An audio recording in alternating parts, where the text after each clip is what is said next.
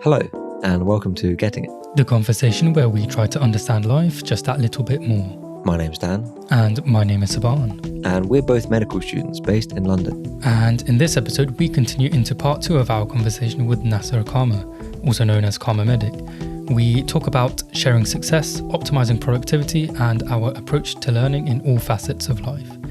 In part 1, we reflect on the development and growth of his YouTube channel, how he balances having an online presence along his studies as a medical student, as well as some insights into his thoughts and aspirations for the future. So if that sounds like something you'll be interested in listening to, then head over to last week's episode where you can listen to that.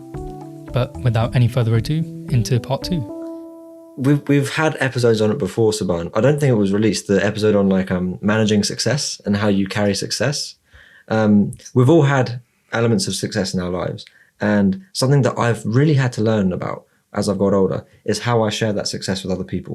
So when we spoke about this, I remember. Did we? Yeah, we were in the kitchen with Angela, and you were saying like how much you should show, how much you know in a conversation and things like that. Yes. But yeah, go on.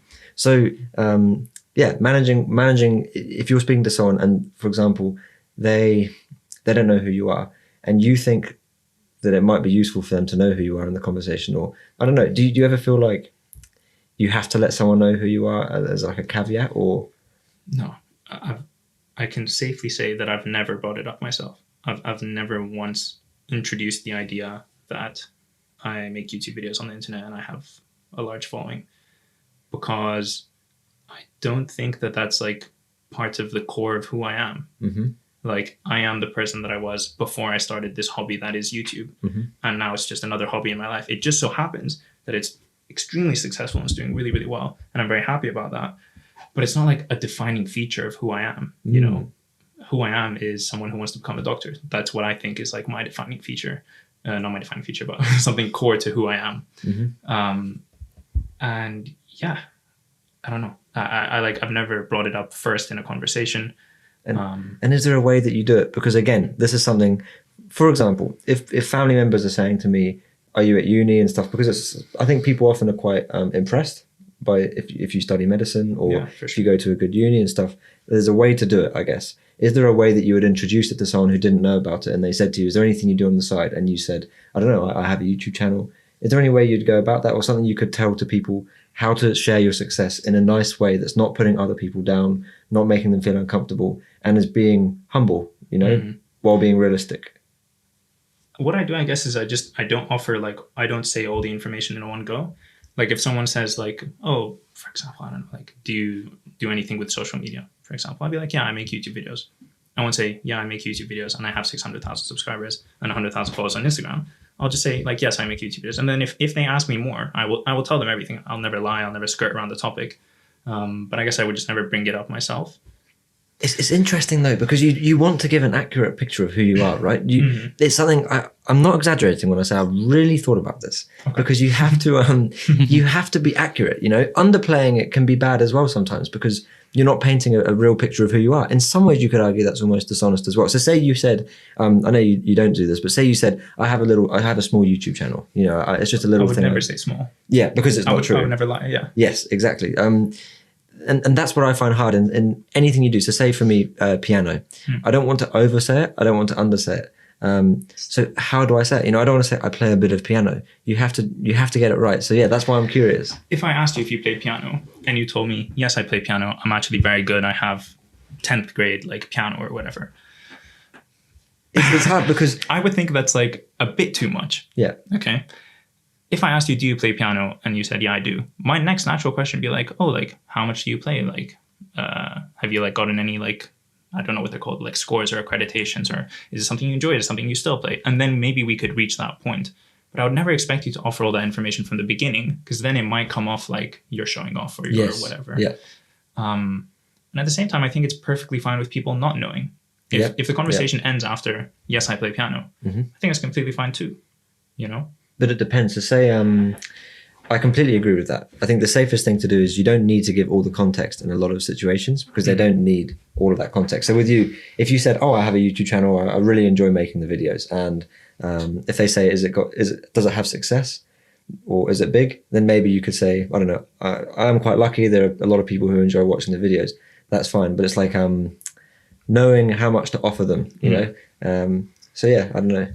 I always start with the minimum in terms of like offering information about like achievements or whatever. Like even in the setting of, let's say, if we're in the kitchen and someone starts talking about like paper publications, and yeah, like someone asks around the room, like, oh, do you have a paper publication? If they would say like, yes, actually I have 5 and they're all on blah, blah, blah, like I would be like, that's a bit too much, right? I would start with the most minimal amount of information. And if people want to know more, I'll happily offer it. And it's not that you're trying to hide something. It's just that it's what you said. You're trying to say it in the most neutral way. You don't want to come off as you're showing off, because you are not showing off. No. This is a fact that you have X number of publications and you're not showing off about it. You're stating it. And you also don't want to say too little. And you don't want to lie. You don't want to say no. You don't want to say like, no, I don't. Yeah. So like, I don't know. My general rule, I guess, is just to like, I was about to say as little as possible, but that sounds like it's in a negative way. Like you're trying to hide something. You're not trying to hide something. No. You're just trying to get it across in the best way possible. That is the nicest way possible. I don't know. I get what you mean. And I think it's thinking about what that person wants to hear as well. So as in, do they want, are they interested? You know, that's a big thing in my conversations with people. I'm thinking, do they even want to talk about what I'm talking about right now? That's why I preface things a lot with. Yeah, like, yeah. I remember when you did that. Yeah. Yeah, I don't know if you've got anything with this, Saban, as well, especially when you were at school and people would sometimes talk to you about, you know, your YouTube channel and stuff like that. Is there any way that you would share success with people? I mean, I guess I've never really had to that much. I guess it would sometimes come up in a kind of random conversation. Say if I was meeting someone new and I had a friend with me and they'll be like, oh, what do you do? And I was like, oh yeah, you know, I like making videos and stuff. And they'll be like, oh, you know, he's got a YouTube channel. This is back ages ago. It has long since died. But yeah, I would go through the same kind of processes in terms of just giving the information that they ask for. So if they say like, do you have a YouTube channel? Well, that's a yes or no answer. So I'll give a yes or no answer. If they say, how many subscribers do you have? Well, then you'll say the number. Or say if they start off with a more generic question, like, or maybe a multi-threaded kind of question, like, oh, do you do anything on social media? Or do you like, yeah, what else do you do? And you can say, oh, I do YouTube and Instagram, right? Then after that, they might ask about both, or they might just ask about one, because that's what they're most interested in, and they'll almost forget about the other one. So, oh, what do you do on Instagram? And they'll just kind of forget about the YouTube. So then you're only giving them what they're interested in, kind of like what you were saying earlier. And I don't know. I think that's the kind of way I'd go about it as well. In terms of, so say like Dan, you were mentioning, oh, it's kind of awkward sometimes to say like what you study. When like you say a family member asks you or something, I'll just say, oh, I study medicine. And then they'll ask where, and usually I don't like saying where and stuff. And then they're like, oh yeah, kind of gassing it up and everything. Yeah. So I just try to kind of basically go through the same steps in terms of answering exactly what they're saying, and not giving more, but not giving less. So what about with like grades? So obviously you average about 97% in all your exams. No, I'm joking. Yeah, not quite. I actually don't average that. just to clarify. I was going to touch wood, by the way. I average 98. So yeah. But yeah, like that's one thing I've really noticed, for example, at Imperial. The people at Imperial, the culture is a little bit different than at King's. Yeah. I like the way it is at King's, where no one really talks about it unless you're asked. And I would be a bit taken aback. Say recently we had a test. Say you came up to me in the kitchen like, oh, how did that go? Like, you know, I'd be surprised. It only happens once or twice every exam season. Yeah. But at Imperial, I don't know if it's the same on all courses, but for me, after the first essay, we all got the email while we were in class. And everyone was just like announcing it. Yeah, announcing it. Wow. People are like, oh, we got the email. No what did you way. get? You know, how do you feel about your result? It really surprised me. I've never had that experience. I've had that, but with a group of friends who I know and trust very well, and we all share like everything with each other. Like, yeah, that's the only situation I've had it in as well. Yeah, it was in but not first like year. this. We were That's a bit yeah. mad. Yeah. It's a different culture. We were so- sat in McDonald's and we were literally just waiting for it. So it was kind of, but it was like 3 of us or 4 of us, where it was kind of part of the thing. But someone didn't even want to share their results, so they didn't. And no one was obliged to even say their score. Yeah, otherwise it just out and about in Imperial. I don't know, maybe it's just, it depends on the kind of group of people you're with or something. Maybe just everyone on cardio is just a bit of a nerd. Yeah. Just trying to get that. But, it wasn't like, it wasn't horrible. You didn't get pinned down and like, give me your email password. But it was just more that it was a lot more open than I was used to. And it reminded me of that theme that I've always gone throughout my life in thinking, how should I share these things about me in the right way? What are people interested in hearing? And how will it make them feel? So if someone says to you, and by the way, my personal solution is just that I'm very honest. So if I've done well, and someone asks me, how did you do? On the very rare occasion that I have done well, what I will say is the truth. So I'll be like, I'm really pleased. I guess I worked quite hard for this one and I got a pretty good result. So I'm quite happy. And obviously not offering numbers and stuff like that, because that's, people naturally compare that, because we always compare everything to ourselves. Let me ask you a question. When you say, I'm pleased, I'm quite happy, I worked quite hard and so I'm quite happy with the result, do you feel like you have to add in that qualifier of, I worked quite hard and so I'm happy with that result? Does that sort of lessen the quote unquote blow of stating to someone that you have a good grade? Yes, but for me, yes, I preface things a lot, all the time, because it gives context to what I'm saying. Okay. And I think it's more honest. So instead of saying I did really well, and just offering that, that could be saying a lot of subliminal things to someone. And I think those small aspects of a conversation really matter, in my opinion. It's not just body language. It's not just tone. It's not just how you present. It's also about how you present the information. And so, again, applying it to you, for example, with your YouTube channel, in my opinion, there's nothing wrong with even saying pretty soon in the conversation that it's quite a successful YouTube channel, as long as it's presented in a genuine way. So with the result, saying, I'm pleased with the result. I worked harder than usual. I guess I did expect to do a bit better this time. So I'm happy about that. I think, maybe they can digest that information in a different way. I don't know if you guys agree with that, maybe. I don't know, because I feel like that is almost asking for more questions. So even just saying, I did really well, or like so you preface it and everything and you're like, I did quite well, then I don't know. I guess it really depends how you deliver it, because I feel it can just lead to the next question. What did you get? Really easily. That's true. And that's the question I'm trying to avoid all the time. So that's the worst question. But guys, can I say something? Why are you trying to avoid that question when, if someone asks you, what is your grade? Besides the fact that you obviously have no obligation to tell them, okay? I think that before someone asks you that question, you internally know, do I want to share this piece of information or not? And I think that should go above everything before you give your answer. Before, will I offend this person? How are they going to interpret it? Whatever. Your decision about whether you want to share this piece of information should come first.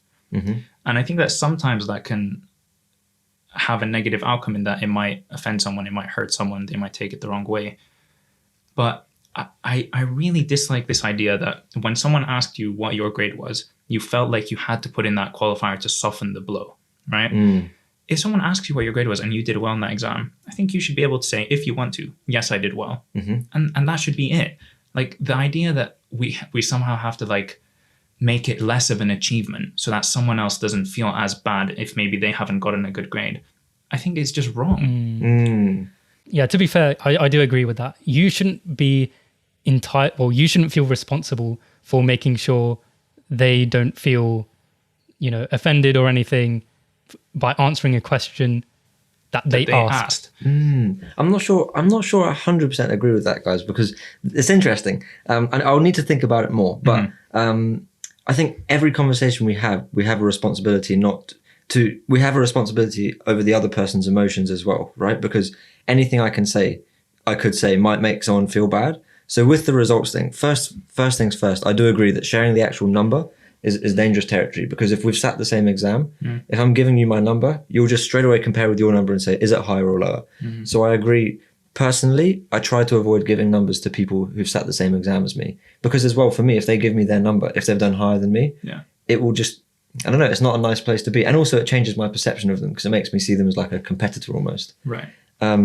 But the way that result is shared, I think, I don't know, it can modify how it comes across. And I think, as I said, if you're volunteering that you worked hard for it, or sometimes I'll say, I'm a bit disappointed with this result. That's my go-to, by the way. So my go-to is if someone says, how was the exam? I wouldn't say the number, but I would say my opinion. So I'd say like, oh, I did a bit worse than expected, but it's okay. Or I did better than expected. Is that actually what happened? Yeah. So it will always be I'll just volunteer the truth. Yeah. Okay. That's an important thing to add. With the thing where I said I worked hard, I was pleased. I'm not just saying that. If I've done well, the very few times in my life that I have done well, and I'm doing I'm doing it again. What was this preface? I was going to say. When I do well, I will preface it. And sometimes it might be a surprise. So there have been exams before where I was surprised. And I'll say, oh, actually, I did fairly well in this exam. But I was quite surprised by that because I didn't work too hard this time. I think that's completely fair enough. But if you say that, I don't know if you should say it that way around where, oh, I was pretty surprised. I didn't really work that much. And then you go and say, yeah, I got 98. I was pretty surprised because I didn't really work. So I think it's all right saying it the other way around. But saying it the other way round... Oops, I said other way around twice, but I said so I know which one you're referring if you to. So if you say it the way where you worked hard and you did well, like that seems socially acceptable. But if you said it the other way around, it's like, man, I messed around, I just did it all in one night, but I got 100% or whatever, then they might have worked really hard, and then so maybe they wouldn't have been offended if you just said, oh, I got this. But then the fact that you prefaced it with the fact that you did not much work and you're surprised would now offend them in that way. But the other way around, it wouldn't offend them. But it sucks so much that, like, so let's say someone asks you what you got, okay?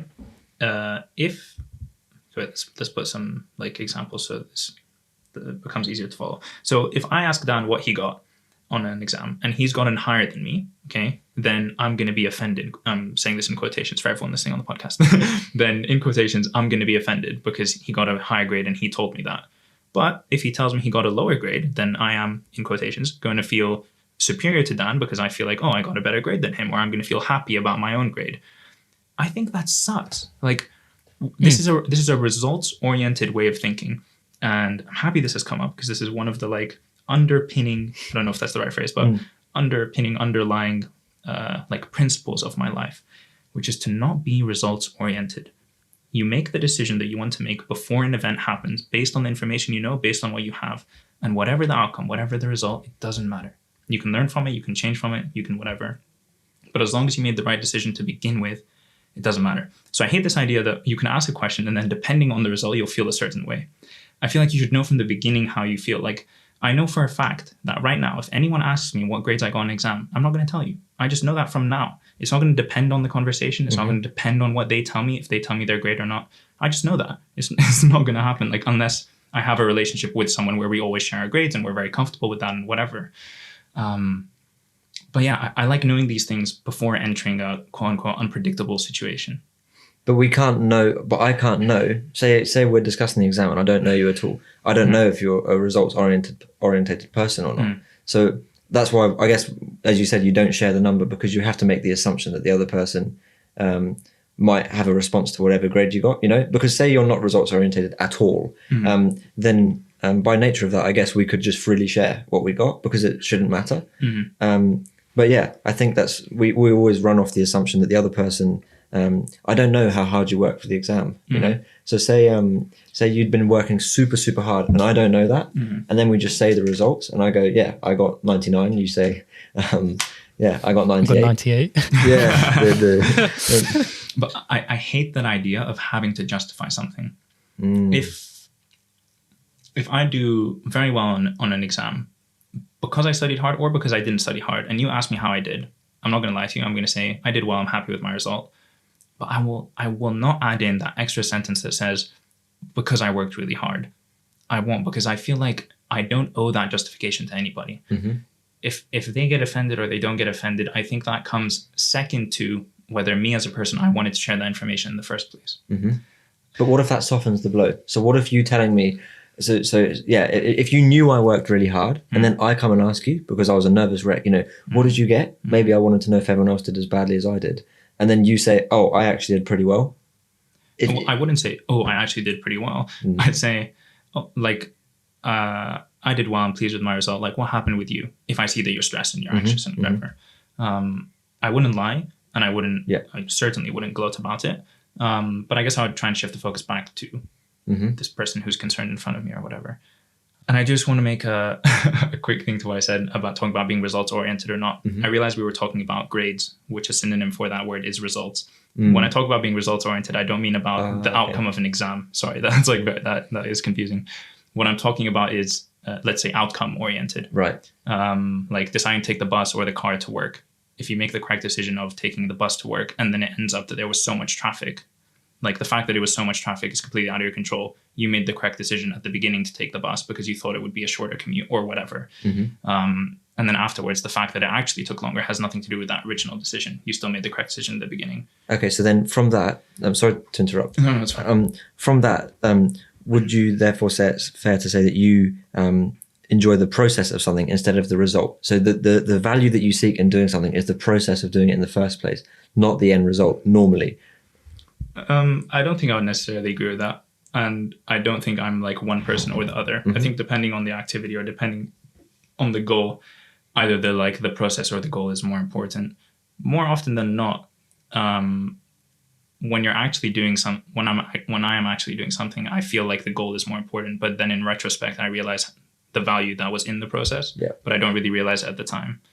So I'd say a mix. I'm a massive fan of that, by the way. That's a big philosophy. One of my big philosophies is like enjoy the process, because I think I'm quite results.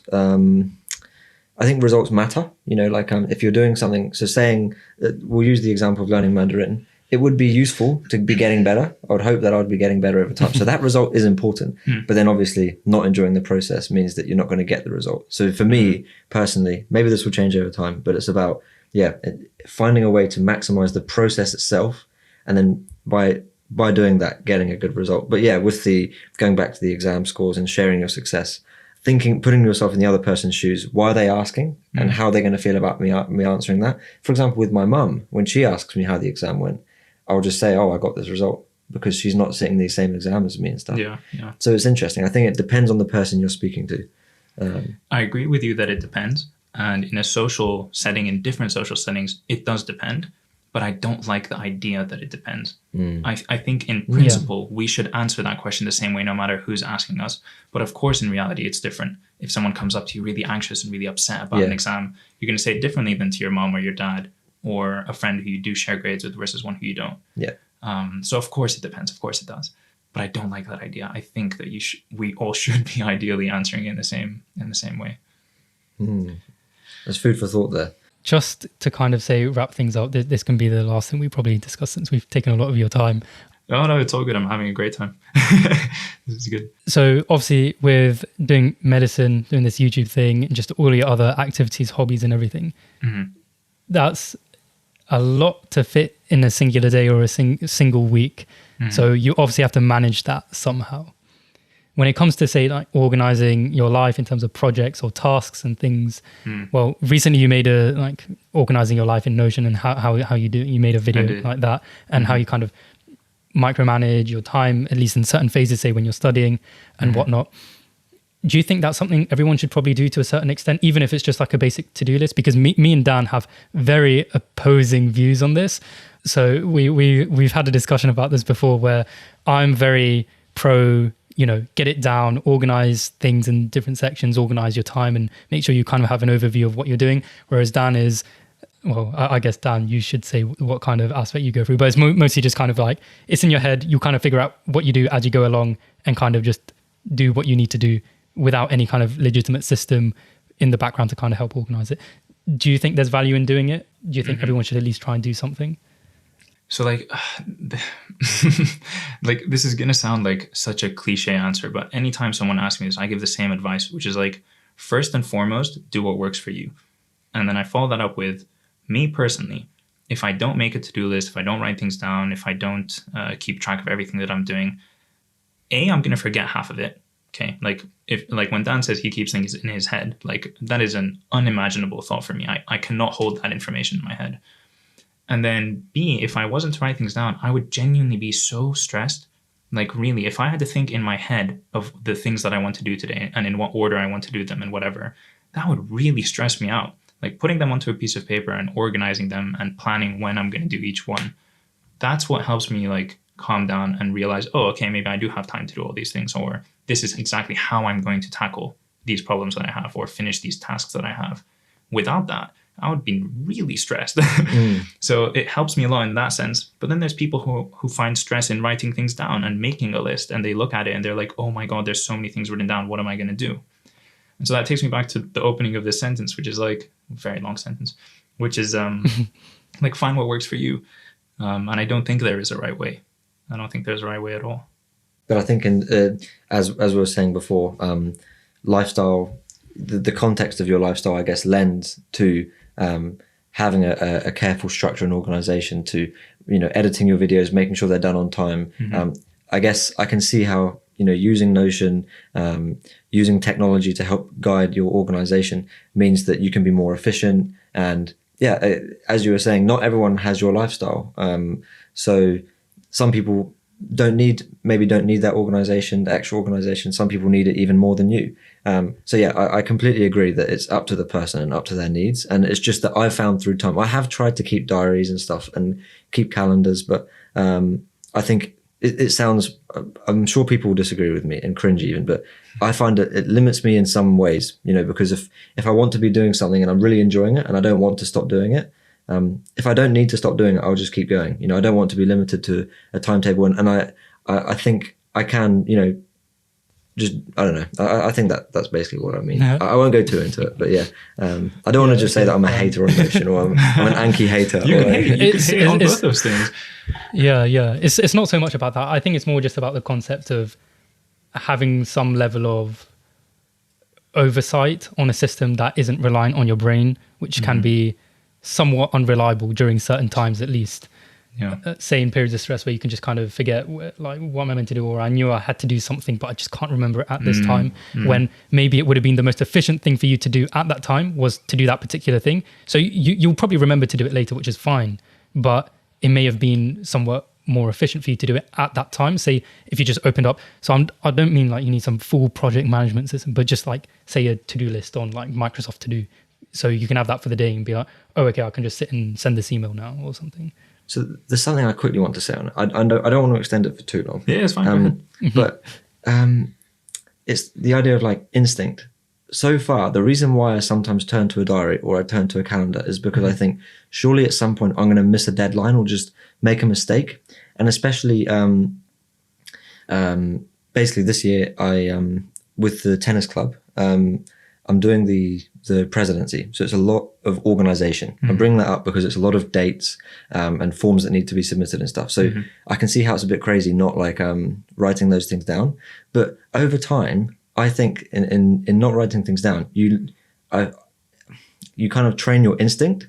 And I haven't made a mistake yet. Maybe that's a really tough word. Yeah, maybe that's a famous last words. And now I forgot we had an exam, and I'm kicked out of med school or something like that. But because I apply that to everything, and who knows, maybe in a year or two that will change massively. It could well happen. But for now, I just go off of the feeling. And if I am missing something, or if there's a deadline, for example, we've got a deadline soon for GP rotations for next year. We need to submit all this documentation and stuff.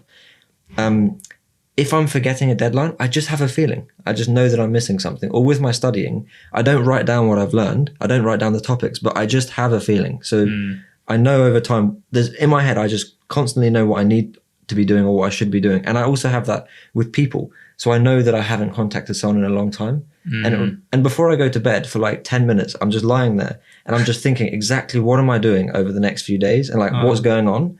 But it means that again, it's cringy, but I kind of generally know what's going on. How's that cringy? Just off of instinct, like feeling. I think that's great. If you're able to keep track of all those deadlines and things that you need to do, and you get that feeling of, oh, like I need to do something. I need to work now. I've not done enough for the exam. My deadline's coming up or whatever. I think that's great because like on the flip side, like I'm completely reliant on writing something down. And like a general rule for myself is if it's not on my to-do list, it's not going to happen because I will forget about it. And I won't remember it in the evening when I need to do it. I'll remember it at like a random time when it's like not good and I should have done it earlier. And so, yeah, I'm completely reliant on writing things down because I will just forget, like in my brain. But I think it's definitely skill, and what you said, which is that you do it so often and you do it in all aspects of your life that you've trained yourself. You've built up this sort of ability to hold things in your brain and remember things in that way, which I've done the exact opposite of because I haven't been doing that at all. I've just written everything down. So I think it's great. I guess you could argue that it's almost wasted energy, or that it frees up more time for you. You know, using Notion or using something that organizes your time for you almost means that, yeah, you don't have to be thinking about it all the time. And I can definitely see the merit in that. It's more just that I think, as you said, it means that you don't have to think about it. Whereas I like having to think about the things that I'm doing because, as I said, it trains my instinct over time. And it's made me quite reflective, I think. So I'm constantly going off a feeling, as I said, and I haven't done Mandarin in a while. I know I need to be doing it. I feel like I'm tapering a bit, or I need to spend 2 weeks just going into the piano and just really diving deep into that. And yeah, the feeling, I've learned how to understand how I feel basically in that respect. So yeah, I think if anyone listens to this, they might disagree with me quite strongly, but yeah. As in, so I agree with stuff like, oh, I feel like just, learning this kind of thing. So I'll just go into, practicing your Mandarin or piano for like the next 2 weeks, just nonstop. I'm not talking so much about that. I'm talking about, say, those other like deadline things or random emails you might have to send about and stuff. So yeah, I don't know. I just see it like a mental load where usually if I do just keep it in my head, I can usually remember it and, get around to doing everything on time. Well, to a certain extent. But I just feel like it is a lot more mental load. But that's why I'm just trying to see, like, have you experiment with it and just see if there is a significant reduction in mental load, at least in some aspects. Yeah. So some things like, noting down, like play piano between 6 and 7 p.m. Like that's a level of micromanagement which I feel is too much. And stuff like playing the piano and doing more creative stuff or stuff out of your obligations, that stuff shouldn't be so micromanaged, I think. But in the end, everyone is like each to their own. You can go off a feeling, right? So say I'm tired, or I just feel like it gives me a bit of freedom in that I don't have to plan what I'm doing. And it when it comes to a time where I can just go off of exactly, how I feel in terms of motivation, what I want to be doing. And it means that I become more comfortable in being spontaneous. I don't know. That's how I see it. I said this to you in the kitchen last week, which is that I think that method of thinking lends itself very well to someone who is reflective, someone who's able to look at what they've done recently and like really analyze it and truly understand what went well, what didn't went well, and how can I improve on that. And I was telling you in the kitchen that I don't think I'm a reflective person at all. And in fact, it was one of my 2020 New Year's resolutions to be more reflective this year. And I failed miserably. I have not reflected at all. This is the time. We're getting it all in now, late in the year. Yeah, I guess this is a bit of a reflection now that we're talking about it. And so because I'm not very reflective and because I don't really like analyze the decisions that I make very much, another one of the general rules that I follow in my life is I try and make as few decisions as possible, because the less decisions I make, the less choice I have, the less thinking I have to do about, should I do this or should I do that? I just tell myself very early on in the thinking process, do X, and then that eliminates the need for choice, the need to think about it anymore in the future. Like play piano from 6 to 7. If I say that once in the morning, I don't think about it at all until 5:55. Whereas if maybe I didn't make that plan or write it down, maybe throughout the day I would think, oh, maybe I should play some piano right now, or maybe tomorrow I'm free, or do I even have a piano? Like, I don't know. Step one, buy the piano. Yeah, like recently You put that on my to-do list? Yeah, exactly. Put it on the to-do list. Like recently I've decided that I want to learn how to play chess properly, like from a strategic point of view. And I used to play chess as a kid, but I haven't played in like 10 years now. And so that is on my to-do list, because if I don't write it down there, I will simply never do it. I won't randomly remember to start playing chess or learning about chess. But then what if you're just in chilling, you've finished for the evening, surely you could just go off a feeling and just start doing it, and then you're not like limiting yourself to a certain time frame. You're just doing it because then you could argue that everything, if you're not doing any scheduling, then everything you do, you're doing because you want to do it or because you have the capacity. So every time I'm studying because I've arrived in that part of the day. I've got the time. I can sit down and I can just work because I feel like it. If that kind of makes sense. So with the chess, yeah, it's surely if you say I'm only going to start it once I've like set aside the time for it. Yeah. It's interesting because it's two different structures to a whole life. Yeah. But we're all in the same right. place, kind of. You know, like we're all doing similar things. Like we're all studying medicine. Yeah, it's like, really interesting. Very different. Yeah, because from that you could argue, oh, if you schedule it out and say if you are very good at, if you've said you're going to do something, you're just going to do it at that time for that period of time. If you're very good at that, then you can start arguing, oh, do you really even want to learn chess if you're just kind of organizing it like that? Like, okay, a lot of the time I'll think, oh man, I really want to learn this. And then I'll like kind of sit down and try and learn it and I'll maybe do it for a few days. But then after that will kind of die away and I'll kind of just forget about it. So I probably didn't truly want to do it or learn that particular thing or skill, because I guess you do end up getting a certain level of obsession about a certain thing that you do really want to do. So then, yeah, maybe always like saying that's why, that's why I said earlier, like, don't play piano between this time, because putting it at that time, maybe you just aren't feeling it at that time, but say earlier on you were. Everything you do it because you want to do it, kind of. But then it's hard because you don't always want to do things you want. There are probably always other things you want to be doing at a particular time when you have to be doing certain things. So it's a bit of a double-edged sword. It's hard to balance. Yeah. It's interesting you guys said, or like Dan just said now, like whatever you do, like you want to do it at that time. Because I really believe that wanting to do something and doing it or needing to do it should not be tied together. Like I told myself I thought about wanting to do chess or wanting to learn more about chess. And so I set it for a time or a day. And then when that day comes that I told myself I was going to think about chess, it doesn't matter if I want to do it at that time or not. I already told myself I was going to do it at that time. And I try really hard not to link those two things together, which sounds very robotic and sounds very like, I don't know how to describe it. But I think if I put too much emphasis on, do I want to do something right now? I'll never do it. Like when I sit down at the end of the day and like you said, you're free and you're like, oh, what should I do now? I don't think about what do I want to do. I open up my to-do list and I'm like, these are the things that I should be doing. Let me choose one of them, whatever I think I can do in this period of time, or what I have the brain capacity for, like energy levels for right now, more than I feel like doing this. And it's something that I'm trying to work on because I don't think it's an optimal way to be living your life. And I think like balance is important in absolutely everything. And me learning to balance a bit back on that and like actually take the time to just like truly enjoy a process as opposed to tick it off as a box on my to-do list is important. But it's interesting because my girlfriend is the same. She does things that she feels like doing when the time is right for them. And I don't know if I've like really felt that ever, you know. I just like tell myself what I'm going to do and then I do it. I do have to definitely say that you need discipline when, and you can't just do things because you want to, because I can't just like say, oh, I don't want to study today. And then the next day, I don't want to study today. Obviously, it's instinct again, you know, like the discipline, instead of it coming from something that I've written down, the discipline is coming from my instinct in that I need to send these emails today. It's been 3 days since they emailed me. I need to get back to them. And so it's the instinct thing again. So I'm not sitting down. I wasn't right in saying do things because you want to do it. It's more doing things when I feel like it's the right time. But yeah, it's relying on instinct. I have to trust that my instinct's not going to let me down. And that won't always work. So as you said, I completely agree. Balance is important. I don't think either are perfect. I don't think either are bad. It depends on the circumstance, your lifestyle. And yeah, sometimes, so we've got the end of placement survey coming up. I missed the first one. It was very bad by accident.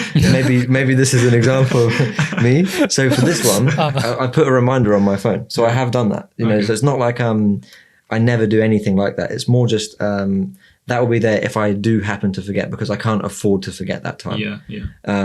So yeah. So you almost have like the first level of doing things is in your head, and then you have this safety net or this like second level, which is like to set an alarm or write it down on a to-do list or whatever. If it's something absolutely pivotal that I think I could forget. So that's actually the only example I can think of for a long time where I've set an alarm for something. It's usually something that's small but important. So, you know, like the end of placement survey is not like a big important thing in our lives to do necessarily. It actually is, believe it or not, because it counts towards your professionalism mark. And I know this because I didn't do a single one in my like first year, or not my first year, whenever we started doing placements. And then I got an email from the uni and they're like, no, you actually have to do these. They count towards your professionalism record. And ever since then, I've set an alarm every time. And like I do it as soon as it comes out. I don't want to forget. So yeah, I just in case anyone in the faculty is listening, it's so important to do end of placement surveys. You're completely fine. And yeah, but it's more just re-record this segment. Just because it's not like an exam. You know, if it's an exam or something, then you just don't forget because you're thinking about it every day. Right. If you didn't write down that you've got an exam on the 11th of January, you would still know when you've got that exam. It's just that's a very small thing, the end of placement survey. So I've put that one down just in case. But the whole, almost always, it's more just like a feeling, and you just know, there's something I haven't done today. And if you just think about it for a minute, you'll be like, oh yeah, is this? I don't know. But yeah, neither are perfect, and it does depend. Do you have any thoughts on that, Saban? Sorry, I've been rambling. No, not really. I mean, I think that kind of sums it all quite nicely. In terms of like learning things as well, I guess, yeah, trying to timetable things that you're trying to learn or just skills that you're trying to gain, it's hard to timetable that kind of stuff because, yeah, like I said before, it's probably best to become obsessed about something to truly learn something well, and that's kind of a thing me and Dan talk about, and this kind of podcast overall is about learning new things and just figuring out the best way to learn new things and just learning them in general. So when it came to, so the thing is with YouTube, it's actually a really good like skill builder. There's so many things you need to do in terms of, you know, just, well, forget about the whole idea aspect, but then there's you have to record something, then you have to probably edit it, and then, you can upgrade the quality of lighting, sound, edit, like all of that stuff. It's actually quite a lot to learn. Yeah. And then there's SEO, tagging, titles, that kind of stuff. Just absolutely like insane. It can just go on forever. And then obviously the level of it can just, you can start off recording on your phone, then you go to a camera, then, now you're getting lenses, now you're getting light setups. So there's a lot to learn with it. When you were kind of going through the steps through learning all of this, say probably earlier on when you started up your channel, how did you go about learning that stuff? So the way, say, me and Dan usually go about learning things is we usually just get obsessed and we just spend all of our time, any spare time that we have at least, just learning that one thing. I know I still do that. Say, when we were starting off this podcast, I knew the basics of sound and that kind of stuff, but I was like, I want it as crisp as possible with, within a reasonable budget. So I spent like probably the next 3 weeks, all my spare time was just spent on just binging videos about sound and sound design and EQing and all of that, microphone designs, the physics behind it. Do you go about it that way, or did you go about it in a more kind of natural way? Or say not just kind of learning it as we went along, or it's like, I want to fix my lighting, so let me just spend the next 3 weeks learning about lighting. Exactly what you described. If I think of something that I need to do, whether that's edit a video or research which light should I buy or which microphone should I buy or whatever, I won't go to the bathroom, I won't eat, I won't drink, like I won't do anything until it's done. Like after I fly home from a different country, like I unpack and tidy my room to the point of perfection before I do anything. Like I can't go to bed unless I've done all of that. Like once I've put myself into something, specifically anything tech related, like that's the best way to suck up all my time. I will laser focus into that thing. But my objective is always do this as efficiently and quickly as possible as to make a decision as soon as possible. Like when you said you spent 3 weeks looking into like the lighting or the microphone or whatever, in my head I'm like, oh my god, that's so long, like 3 weeks.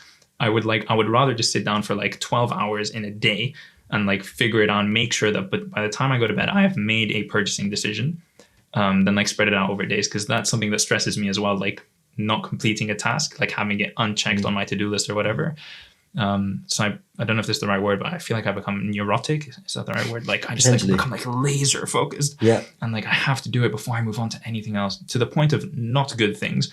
Like, putting off food or drink or like an outing with a friend or something, like meeting up at a friend's house. Like, no, I can't come at 9. I must come at 9:30 because I have to finish this thing. So that's something I'm working on too. It's a passion. Well, that's passion you're describing. That is passion too. I agree with that. And like, especially with this YouTube thing, when I was figuring out, like when I learned what SEO was, I wanted to be the best SEO person. And when I learned about like lighting, I was like, what's the best way I can do lighting? Oh, and just for the audience, what's SEO? Search engine optimization. So figuring out what words to put in your title, your thumbnail, and your description and tags to make your video more searchable. You're basically describing to a computer what the contents of your video is. And there's like really good ways to do that, and there's really bad ways to do that. And it's like a whole science. Is that like a good description of like SEO? Yeah, or like a website exactly. or anything that you have on the internet? So anyway, yeah, it definitely stems from like a passion, like a real deep interest in like in wanting to do something. And in doing it that way, that's why the concept of the podcast being called like Getting It, because in that way you're actually understanding how it works instead of just looking online like, you know, how can I better get my searches to my audience. You actually get how that works now. I see. And I think in doing something obsessively and just letting your emotion drive you or your passion drive you, it's so natural. You're doing it until you feel like you've had enough of learning about it, you know, because when does that stop? Do you just not eat for 4 days? You end up stopping at a point where you feel satiated, you know, to keep on with the food words. So yeah, that's what I really like about sort of my eyes light up when I see someone who I can see they're passionate about something, because it's such good news. It doesn't matter what they're passionate about, even if it's something like, I don't know, ants, you know, something that is not necessarily important, because it's the trait that's valuable. It's not necessarily just the thing they're into. So, and that's where I think a lot of success comes from in something, because it's genuine. You're doing it because you enjoy it. And yeah, you haven't limited yourself with it. So, I realize I've veered off a bit. You were talking about getting, as your YouTube channel grew, like, so you taught yourself with the editing. Yeah, I taught myself absolutely everything. And I learned it through YouTube video tutorials. Everything I learned, every transition, every effect, every cut, any gear I've ever bought, like how to improve in anything, I learned through video tutorials and watching other people. Yeah, it's an incredible resource. You can literally learn anything you want. It's crazy. It's crazy. And the craziest part is you can get an entire degree in something online, but not having that piece of paper from that university completely discredits 100%. it. But we're moving more and more towards an era where demonstrating your skills is so much easier to make it accessible. And what I mean by that is you can demonstrate your skills by producing a product for someone so much more easily today than you could like many years ago, by making a website, by producing something tangible that they can interact with to prove your skill without like a university degree certificate or something. I think that's where the sector of the internet has come from, and the people who want to be productive, because information can be received so readily these days, in that you can basically learn something to a degree level on your own without even working that hard almost. If you just find a channel that just does these lessons, you just sit there and you just learn. It's incredible what you can do. And the credibility thing is really important as well, because obviously in the past you'd have the degree, you know, I've got a first class degree from here. This is how good I am at this subject. Now, for example, if you're speaking to someone about your YouTube channel, instead of it being a degree certificate, you can give them the certificate of, I have a lot of viewers, or you can watch the video. But it's interesting how credibility is measured. So yeah, I don't know. That's basically what I want to say. It's kind of like an online, just a public portfolio, almost like a YouTube channel. Yeah. And then going back to the learning thing on YouTube, man, I think a lot of people just still don't really appreciate how much you can learn just on YouTube for free. It's some channels I watch, I'm like, how the hell is this free? Yeah, it's unbelievable. Absolutely. But I remember when I was learning, say, the video editing, visual effects and stuff, around 10 years ago at this point, I was on forums and stuff. The tutorial space was pretty small at that point. It's still very limited. That's how my channel managed to grow when it started becoming more popular, even though I'd stopped making tutorials at that point, like 3 years before. But it just started picking up because people started like, oh, YouTube actually has this kind of thing, like, or this kind of community. So yeah, I wish people kind of really took it on in terms of being able to realize how much you can learn. And you don't really need a certificate in terms of a degree to be able to say you're good at something, or you can say I am this or something. You can just learn it on YouTube. And I think it's actually one of the most efficient ways to learn. There's like, okay, say if you want to buy a particular new tech product or do something else in general, just learn a new thing that you were just intrigued by, say investing on like, or you know, day trading or something. Day trading is probably not a good example with all the, you know, scammers out there, but say investing. I remember when I was starting off, I read one book, and then after that, everything else was just off YouTube basically, and reading a few blogs, but most of it was just off YouTube. I think when I would just search something that I needed to kind of understand, and I would just open up like the first 10, just all in new tabs. I wouldn't even watch a video. Then I'd search something slightly similar, but not exactly to what I wrote, to get slightly different videos. And if I would still see some of the same videos, I knew I was searching it correctly. So it's like reverse SEOing. And once I started understanding SEO a while ago and just understanding that more, I was getting better at reversing it to kind of get all the related videos in one. Build a tree, I'd have 100 tabs open. Then I'd spend the next like 10 hours just watching the videos at like 2-3 times speed, just as fast as I can. And you can pass that in the, like, if learning is like a sigmoid curve, that plateau bit at the beginning, which is where most people get stuck, you can pass that very quickly now these days. Whereas first it was pretty difficult. That's why people would give up easily. Well, you need to dedicate yourself to a degree or something. Now you can get past that, and then you're suddenly on that really steep part. And that's our kind of thing that we always... That first plateau, the biggest hurdle there was accessibility. Like the biggest problem there is not sitting down and like learning for an hour. It's like, where do I get that actually valuable information? And a 10-minute YouTube video that summarizes the most important points is the absolute best way to get that information. And it almost like jumps you from right at the beginning straight to that steep incline. And then you can just work from there. And that's what the internet has like given to us via these YouTube tutorials and whatever. It's just a way to skip all the really hard part, and that valuable information is right at your fingertips.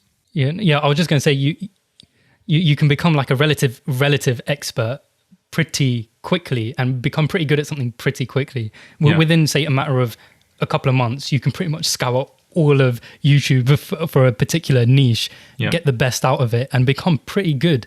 Well, it depends how much you're taking from it, but you can become pretty good at it, as long as you kind of cut out the crap that gets embedded within all of it. I was just going to really quickly add to it that the thing I think that's so unique about it as well is you can tailor it to yourself. You know, so when you'd go to attend a class, I would find that they'd start talking about something I already knew about for 10 minutes. And then, 5 minutes of valuable content for me. The crazy thing about YouTube is, in a topic on history, for example, I might know a certain battle really well. You can literally tailor exactly what you want to learn about so quickly. It can be so efficient. I think there's also an art to to knowing what to listen to and what not to listen to.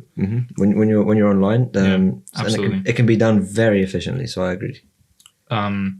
One thing that like boils my blood and like irks me to the core is feeling like my time is not being used correctly.